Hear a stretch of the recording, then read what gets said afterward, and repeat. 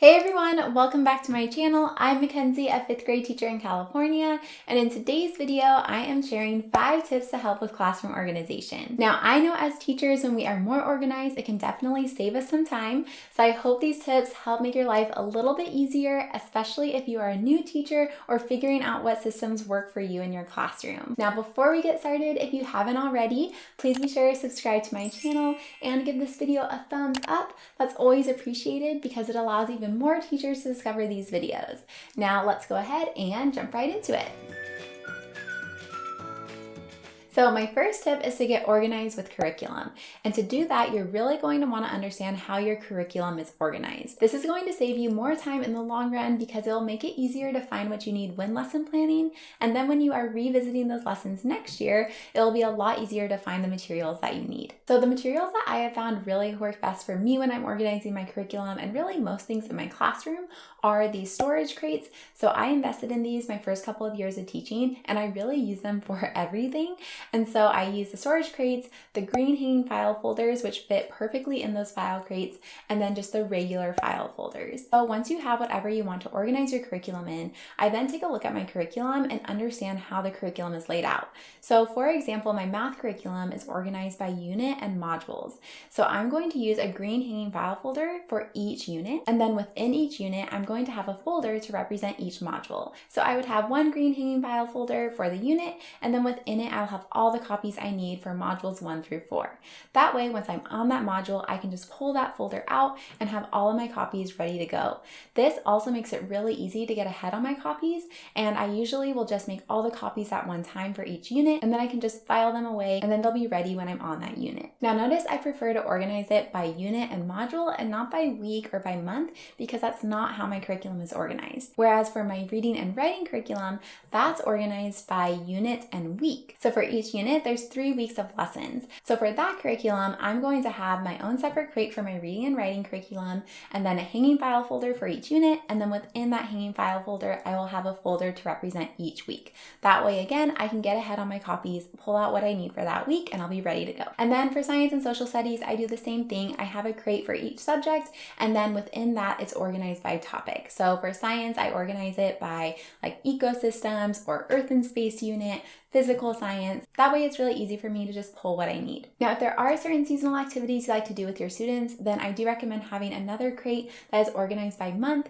where you just have it from August to June, and then within that you're able to just put any extra activities that you like to do each month. I know I keep an August folder specifically with everything I use that first couple weeks of school for my students with all of the master copies. That way my first week I can just pull that folder out, go through it, and know exactly what I need for the first couple weeks of school. Now throughout the year, you might find that you need to make certain anchor charts or posters or maybe just a teacher example of some type of project that you had to do with your students during a lesson.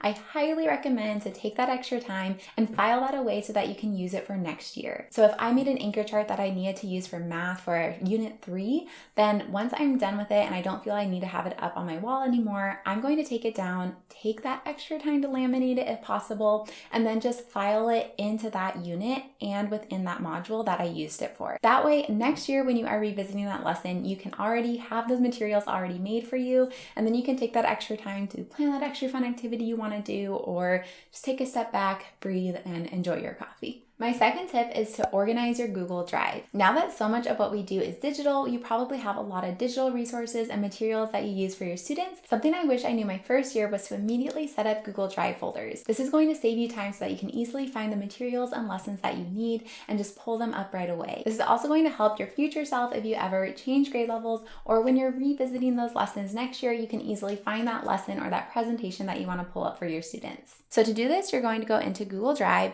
and then I just create a new folder for each subject, and then folders within these folders with each unit or topic.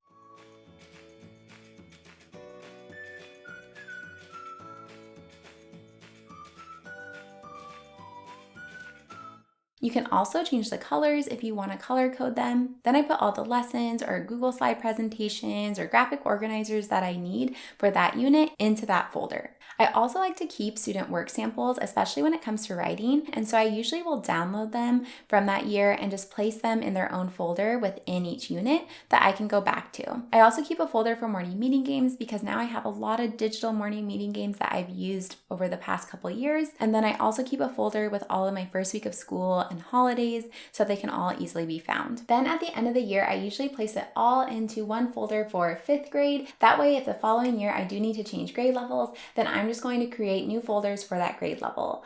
This has really saved me a lot of time because I took a break from 5th grade for a couple of years, and then once I came back to 5th grade, I was able to easily go into my Google Drive into that 5th grade folder and find all of the materials that I needed because honestly, after a couple of years away from the grade, I did forget a lot of the lessons and resources that I had already created. So keeping your Google Drive organized by grade, by subject, by topic, or unit can really save you a lot of time, especially if you unexpectedly have to switch grade levels or if you just want to plan ahead and revisit some of those old lessons the following year. Now, if you're like me, I know that in my Google Drive, it can get cluttered so quickly. And so another tip I have for you is to set aside just 10 or 15 minutes a week where you actually schedule that time in your planner to organize your drive. That way you can actually maintain it and keep it organized throughout the whole year. Because I have found that if I don't schedule that time each week to actually go in and organize my drive, then it just won't get done and then it builds up and then it just becomes a cluttered mess. My third tip is to get organized with student information on Google Sheets. By creating just a simple master document with student information that I know you often need to find, like student logins or that parent that you need to email and you need to pull up their email address, just having it all in one place can definitely save you time. So to do this, I'm going to open up Google Sheets and input all of my students' name, and then I'm going to think about what type of information I'm going to want to include. So I prefer to keep one tab with parent contact information, one tab with student logins, one tab with just their reading levels so that I can easily track their reading levels for each trimester and create reading groups throughout each trimester. Also in the past, I've had to keep a behavior log, for example. So this is where I kept a behavior tab where I could easily document behavior. So of course, personalize this, make it work for your class. I've just found by having that one master document with all my student information is just a real time saver so that I can quickly look up all those little details. This just works as a one-stop shop that I can go to find that student information that I need. Then at the end of the year, I just go ahead and delete that from my drive since I don't need that class's information anymore. My fourth tip is to get organized with student work with folders and binders.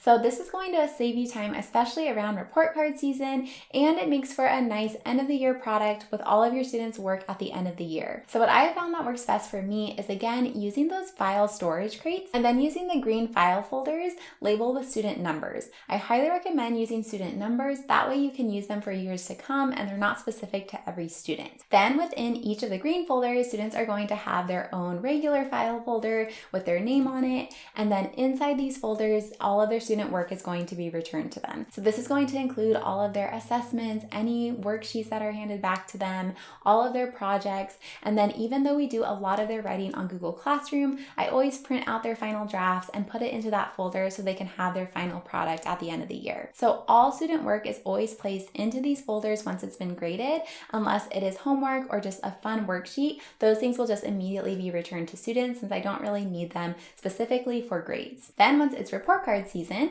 I can just pull that folder, go through their work. I easily have it ready to show parents. And then at the end of the trimester, I give this folder to my students and then they go through it, get it organized by subject, and then they place it into their 5th grade portfolio binder. So this is what the binder looks like. It just says 5th grade, the year, and then they put their name on it. They can color it and decorate it. And then this is the folder where all of their work that they're most proud of goes, along with any of the summative assessments that I want to be kept in there. By using those binders to really organize all of their student work, it saves you time because the students are actually organizing it for you and it's all in that nice folder. And then by the time it is May or whenever your open house or back to school night is, then it's easy to have that nice product already done with all of the work that they've done this year. And then at the end of the year, if you also do something like student-led conferences, then this works as a great portfolio for your students to show their families and show all the work that they've done throughout the year as they lead those conferences. And it's just organized in a really nice put together way. And I know it's something that my students are already looking forward to have that binder at the end of the year to take home. I love having these binders because students are able to look back at their work, reflect on it, and see how far they've come since the beginning of the year. And at the end of the year, it's already all organized for your students to take home. My fifth tip is to get organized with that paper flow. So I know that there are so many papers that we go through on a daily and weekly basis as teachers. So figuring out how to organize all of those papers that come in and out will really help keep your classroom more organized and run more smoothly. So there really are three parts of my organization when it comes to paper flow. So the first is the turn-in bin, the second is the storage drawers that I use, and the third is my weekly folders. So the first is when students are turning in their work, I have just one turn-in bin and my students are labeled with student numbers. So whenever they turn in a paper, it needs to have their name and their student number. That way I can just take everything out of that turn-in bin, give it to my teacher assistant, which is just another student. It's a class job in my classroom. Then they put all the papers in number order for me. That way I can easily go and file them. And then once my teacher assistant is done putting them in that order, I then just paper clip them and then place them in my grading bin. So my storage file bin is the second part of my paper flow organization. So the top drawer is called This Week, which is anything that I need to go to the office and copy for the following week. So if I know there's a worksheet I need to do or something that I still need to make a copy of for a lesson, that's going to just go in that top drawer so that when I have time, I can just grab it from that drawer and take it to the office, make the copies, and then file them in the correct subject that I need to do. Then a drawer for all of the papers that I need to grade. Then once things are graded, depending on what they are, it'll be placed in the return drawer. So then I can easily grab that and return work to students. That's specifically with homework or fun worksheets, things that I don't need to actually be filed in their portfolios or their main file folders. Then I have a drawer just for each subject with the copies that I need for that specific week. So for example, if I am on Unit 3, Module 2 of Math, I'm going to grab it from the file crate and place it in Math so I can easily take it out as I'm planning for the week, and it already has all of my student copies made and I can just pull it from that drawer. Then I have my file drawer, which is where I will put any student work that's been graded but needs to be filed in their student folders, which will then go into their binders. And then I have a drawer called Other, which usually is fun stuff like maybe a coloring page I have, or I sometimes give monthly bookmarks to my students, so things that I want to pass out to my students later on that week. So the third part is my weekly folders. So I just have a folder labeled Monday through Friday. So this is where any of the extra copies from the week go into. So after students are done passing out papers, if they have any extra copies, they're going to go place it in the day of the week folder that it belongs in. That way, if a student was absent, it's easy to find that worksheet, or maybe I need to make an extra copy, I can easily go and take it. And then at the end of the week, I just take out all those extra copies and file them away in whatever folder they belong. There are some things that I use every Monday and Friday, and so those copies just live in those folders. So for example, I use the same weekly homework sheet and the same VIP sheet for my students to fill out when we have our student of the week that we're celebrating on Fridays. So those copies just live in Monday and Friday, and then I just restock them as I need to. So using those three systems really help keep the paper flow manageable in my classroom. As always, thank you so much for watching. I hope you found this video helpful. If you did, please consider subscribing to my channel and give this video a thumbs up, and I will see you next week. Bye everyone.